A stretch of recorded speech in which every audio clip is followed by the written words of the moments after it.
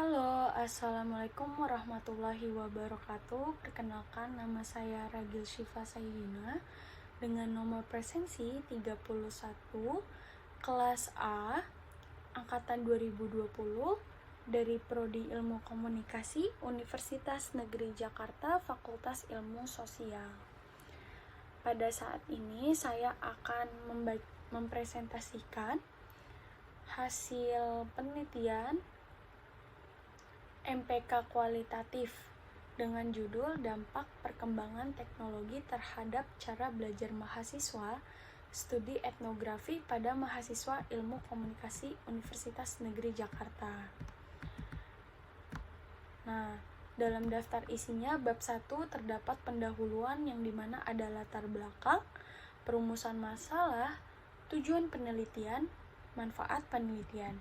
Yang ke bab 2 ada kajian pustaka di mana di situ saya menjelaskan tentang perkembangan teknologi. Yang bab 3 metode penelitian. Di dalam metode penelitian ada pendekatan penelitian, paradigma penelitian, unit analisis, dan unit observasi. Yang terakhir yaitu daftar pustaka. Kita masuk pada bab 1 pendahuluan, yaitu latar belakang. Latar belakang, teknologi diserap dari kata dalam bahasa Inggris yaitu technology. Kata ini diterapkan pada segala hal yang memiliki unsur teknis dalam mempermudah manusia dalam mengerjakan aktivitas di kesehariannya. Dalam bahasa Yunani, teknologi disebut dengan technologia atau techne yang memiliki arti wacana seni. Teknologi juga dianggap sebagai kumpulan alat dari susunan sistem atau prosedur yang penerapannya merupakan hasil dari suatu karya ilmiah terhadap suatu aktivitas kerja yang memiliki kondisi terjadinya pengulangan yang dapat terjadi menurut Manuel Castells 2004 dengan garis besar bahwa teknologi yang memiliki tujuan dan kegunaan yang jelas dapat digunakan kembali karena kontribusinya yang menjadi solusi dalam suatu pekerjaan manusia. Perkembangan teknologi informasi berkembang dengan pesat dan memberikan dampak positif. Salah satu dampak positif tersebut adanya perkembangan teknologi informasi dalam kemudahan bertukar informasi. Kemudahan tersebut sering disalahgunakan oleh seseorang atau beberapa orang dalam penyelesaian pekerjaan. Penyalahgunaan tersebut merupakan salah satu dampak negatif dari perkembangan teknologi informasi. Mahasiswa merupakan salah satu komponen yang penting dalam sistem pendidikan. Mahasiswa adalah orang yang mempunyai kemampuan dasar baik secara fisik maupun psikis yang perlu dikembangkan melalui pendidikan, baik itu pendidikan di keluarga, sekolah, maupun lingkungan masyarakat. Mengetahui gaya belajar mahasiswa sangat besar manfaatnya, di antaranya dapat menciptakan suasana belajar yang menyenangkan bagi mahasiswa, menimbulkan motivasi belajar, dan mengurangi konflik yang timbul sebagai akibat dari belajar. Dalam pengembangan potensi kemampuan dasar mahasiswa, adanya teknologi yang membantu mahasiswa dalam mengembangkan potensi yang dimiliki mahasiswa agar mahasiswa menjadi dewasa. Agus Kusnayat 2020.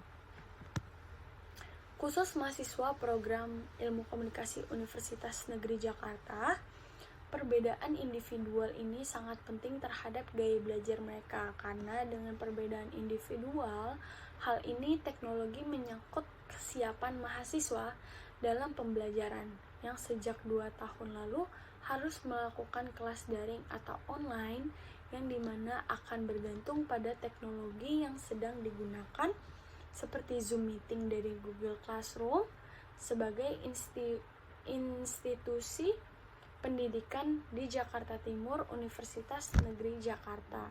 Nah, Universitas Negeri Jakarta telah melakukan investasi yang signifikan di dalam bidang teknologi informasi dengan tujuan untuk meningkatkan iklim belajar mahasiswa Universitas Negeri Jakarta yang sudah terbiasa memiliki sistem informasi akademik online, dan juga seperti hotspot wifi untuk dosen dan mahasiswa, perangkat teknologi informasi untuk pembelajaran dan perangkat teknologi lainnya. Beberapa dosen juga berhasil mendorong para mahasiswa untuk selalu menggunakan teknologi informasi dalam pembelajaran mereka, seperti penggunaan LMS, Google Classroom, atau alat-alat lainnya yang dapat mendukung pembelajaran.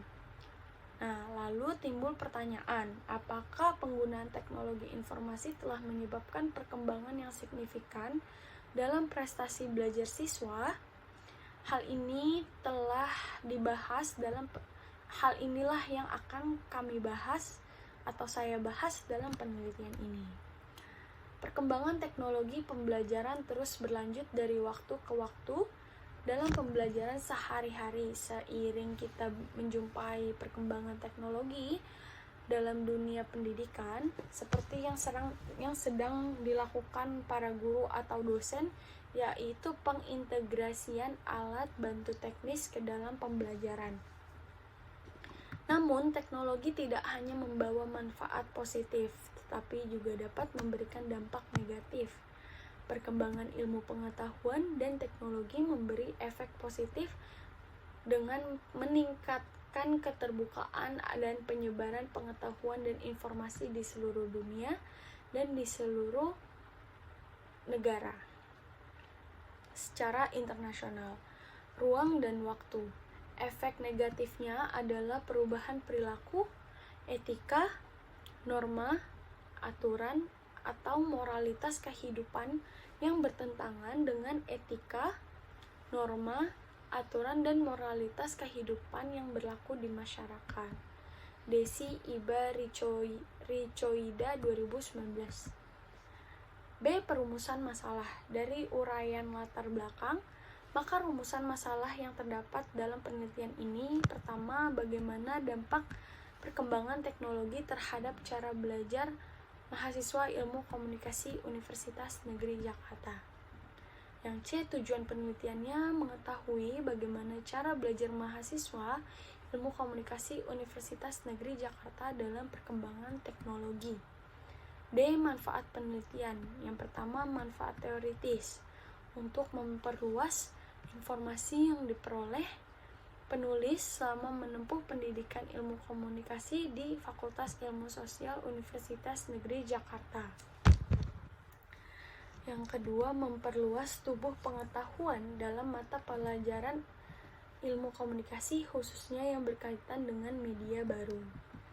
Manfaat praktisnya, diharapkan kontribusi yang diberikan pada bidang ilmu pengetahuan dan pendidikan akan sangat bermanfaat untuk penelitian selanjutnya yang akan dilakukan oleh para peneliti termasuk dosen dan mahasiswa atau pihak lain, serta berfungsi sebagai model atau pedoman bagi para mahasiswa. Bab kedua, untuk kajian pustakanya, perkembangan teknologi. Tentu saja keberadaan manusia merupakan bagian dari teknologi dan tidak dapat dipisahkan darinya. Teknologi akan selalu menjadi aspek kehidupan yang paling signifikan selama peradaban manusia masih ada. Teknologi informasi komunikasi atau TIK yang merupakan salah satu hal terpenting di abad kita ini, kini menjadi tren dan topik pembicaraan banyak orang. Tidak hanya menjadi tren dalam pembicaraan banyak orang, orang-orang juga membuat tren dan membicarakan banyak hal dalam teknologi informasi ini. Tidak dapat disangkal bahwa TIK dan keberadaan manusia saling berkaitan, disadari atau tidak. Semua orang sangat bergantung pada teknologi tersebut, dari anak kecil hingga lansia semua memiliki alat teknologi informasi komunikasi ini. Lalu sisi positifnya, mereka yang menggunakan teknologi internet, media sosial, seringkali dapat berkomunikasi dengan baik dan mendapatkan informasi dengan cepat. Komunikasi menjadi semakin mudah dengan hadirnya teknologi ini, khususnya di Indonesia sendiri.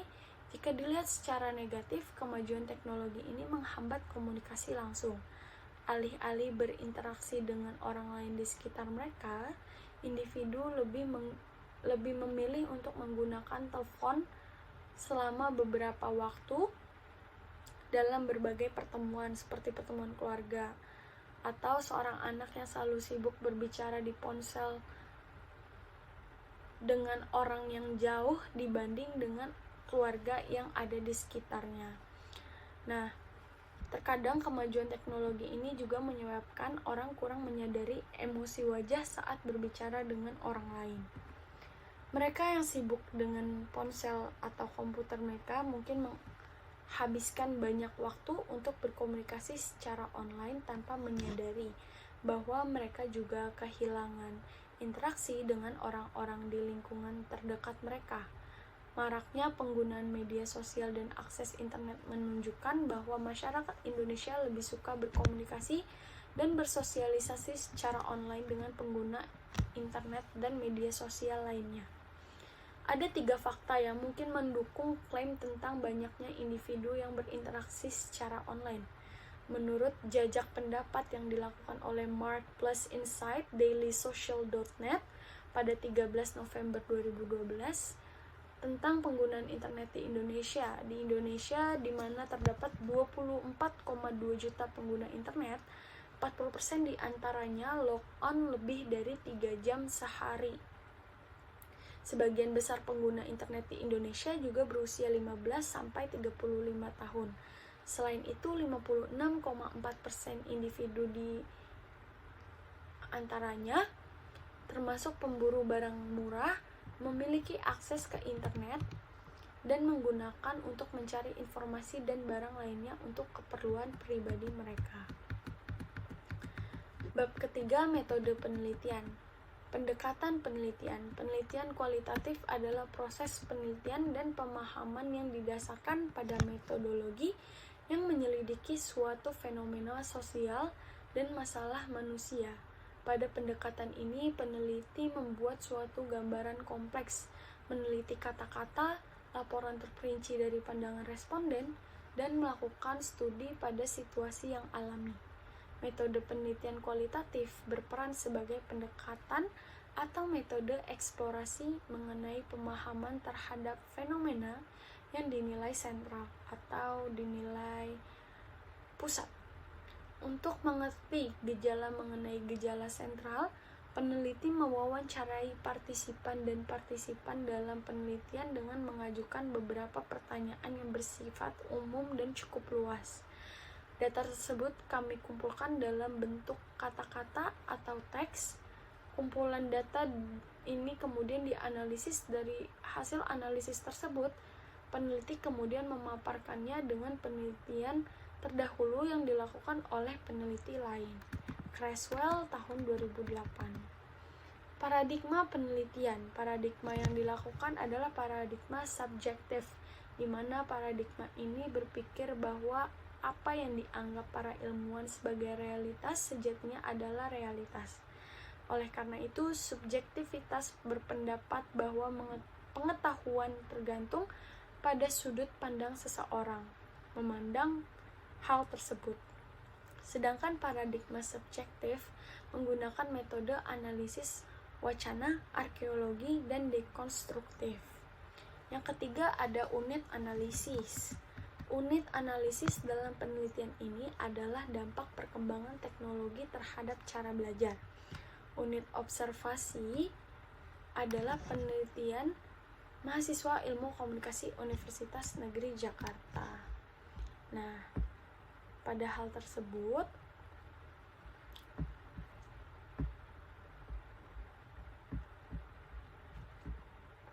Saya akan membacakan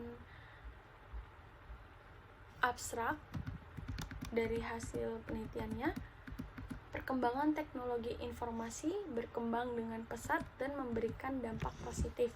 Salah satu dampak positif perkembangan teknologi informasi adalah kemudahan dalam bertukar informasi. Kemudahan tersebut sering disalahgunakan oleh mahasiswa dalam penyelesaian pekerjaan. Penyalahgunaan tersebut merupakan salah satu dampak negatif dan perkembangan teknologi informasi. Penelitian ini menggunakan metodologi kualitatif karena ingin menyelidiki bagaimana dampak perkembangan teknologi modern terhadap cara belajar mahasiswa Ilmu Komunikasi Universitas Negeri Jakarta beradaptasi dengan kemajuan teknologi sistem pembelajaran yang mereka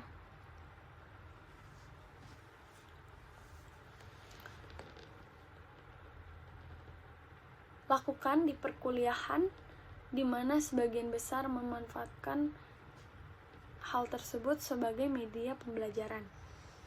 Sebagai contoh adanya hasil dengan sistem pembelajaran tersebut, mahasiswa Ilmu Komunikasi Universitas Negeri Jakarta mulai terbiasa dalam menggunakan teknologi sehingga mudah dalam beradaptasi dengan kemajuan teknologi. Bagi mereka, hal tersebut adalah sesuatu yang tidak bisa dihindari dalam kehidupan ini, karena kemajuan teknologi akan berjalan sesuai dengan kemajuan ilmu pengetahuan. Mahasiswa juga menikmati banyak manfaat yang dibawa oleh inovasi-inovasi teknologi yang telah dihasilkan. Abstract, the development of information technology is growing rapidly and has a positive impact. One of the positive impacts of the development of information technology is the ease of exchange information. This convenience is often misused by a person or several people in completing work. This misuse is one of the negative impacts of the development of information technology.